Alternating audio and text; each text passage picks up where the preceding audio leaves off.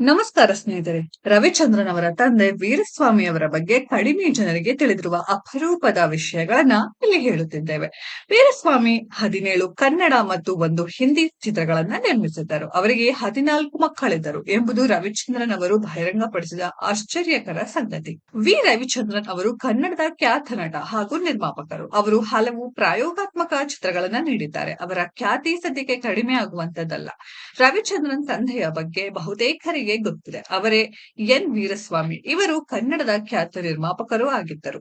ರವಿಚಂದ್ರನ್ ಅವರು ತಮ್ಮ ತಂದೆ ಹಾಗೂ ತಾಯಿ ಬಗ್ಗೆ ಕೆಲವು ಅಪರೂಪದ ಮಾಹಿತಿಗಳನ್ನ ಈ ಮೊದಲು ಹಂಚಿಕೊಂಡಿದ್ದರು. ವೀರಸ್ವಾಮಿ ಕನ್ನಡದ ಖ್ಯಾತ ನಿರ್ಮಾಪಕರು. 1971ರ ಕುಲ ಗೌರವ ಅವರ ನಿರ್ಮಾಣದ ಮೊದಲ ಸಿನಿಮಾ. 1972ರಲ್ಲಿ ರಿಲೀಸ್ ಆದ ನಾಗರಹಾವು ಚಿತ್ರವನ್ನ ಅವರೇ ನಿರ್ಮಾಣ ಮಾಡಿದ್ದರು. ಈ ಚಿತ್ರದ ಗೆಲುವಿನ ನಂತರ ಅವರ ಖ್ಯಾತಿ ಹೆಚ್ಚಾಯಿತು.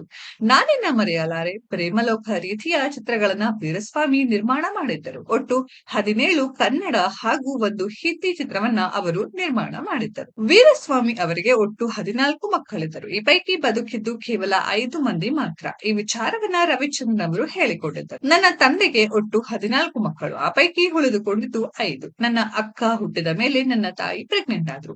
ಬೇಗ ಕನ್ಸೀವ್ ಆದ್ರು ಎನ್ನುವ ಕಾರಣಕ್ಕೆ ಅವರು ಪಪ್ಪಾಯ ತಿಂದಿದ್ರಂತೆ. ಮಗುನ ಹೊಟ್ಟೆಯಲ್ಲೇ ಕರಗಿಸುವ ಆಲೋಚನೆ ಅವರದ್ದಾಗಿತ್ತು ಎಂದಿದ್ದರು ರವಿಚಂದ್ರನ್. ಪಪ್ಪಾಯ ತನ್ನ ಗುಣವನ್ನ ಮರೆತೇ ಬಿಟ್ಟಿತ್ತು. ಪಪ್ಪಾಯ ಅದರ ಗುಣ ತೋರಿಸಿದ್ದರೆ ನಾನು ಹುಡ್ತಾ ಇರಲಿಲ್ಲ. ಅದು ತನ್ನ ಗುಣ ಮರೆತಿದ್ದಕ್ಕೆ ನಾನು ಹುಟ್ಟಿದ್ದೆ ಎಂದು ರವಿಚಂದ್ರನ್ ವಿವರಿಸಿದ್ದರು. ಪ್ರೆಗ್ನೆಂಟ್ ಆದ ಬಳಿಕ ಪಪ್ಪಾಯ ತಿನ್ನಬಾರದು ಎಂದು ವೈದ್ಯರು ಗರ್ಭಿಣಿಯರಿಗೆ ಸಲಹೆ ನೀಡುತ್ತಾರೆ. ರವಿಚಂದ್ರನ್ ಅವರು ಪ್ರೇಮಲೋಕ 2 ಸಿನಿಮಾ ಮಾಡುವುದಾಗಿ ಈ ಮೊದಲು ಹೇಳಿದ್ದರು. ಆದರೆ ಇನ್ನೂ ಆ ಬಗ್ಗೆ ಘೋಷಣೆ ಆಗಿಲ್ಲ. ಈ ಬಗ್ಗೆ ಅಭಿಮಾನಿಗಳು ನಿರಂತರವಾಗಿ ಕಾಯ್ತಾ ಇದ್ದಾರೆ. ಆದ್ರೆ ಮಾಹಿತಿ ಮಾತ್ರ ಸಿಕ್ಕಿಲ್ಲ. ಸ್ನೇಹಿತರೆ, ಈ ವಿಡಿಯೋದ ಬಗ್ಗೆ ನಿಮ್ಮ ಅನಿಸಿಕೆಯನ್ನ ಕಾಮೆಂಟ್ ಬಾಕ್ಸ್ ಅಲ್ಲಿ ಕಮೆಂಟ್ ಮಾಡಿ. ಈ ವಿಡಿಯೋ ಇಷ್ಟ ಆಗಿದ್ರೆ ಲೈಕ್ ಮಾಡಿ, ಶೇರ್ ಮಾಡಿ, ಚಾನೆಲ್ ನ ಸಬ್ಸ್ಕ್ರೈಬ್ ಮಾಡಿ, ಪಕ್ಕದಲ್ಲಿ ಇರೋ ಬೆಲ್ ಐಕಾನ್ ನ ಹಿಟ್ ಮಾಡಿ. ಮುಂದಿನ ವಿಡಿಯೋದಲ್ಲಿ ಭೇಟಿಯಾಗೋಣ. ಧನ್ಯವಾದಗಳು.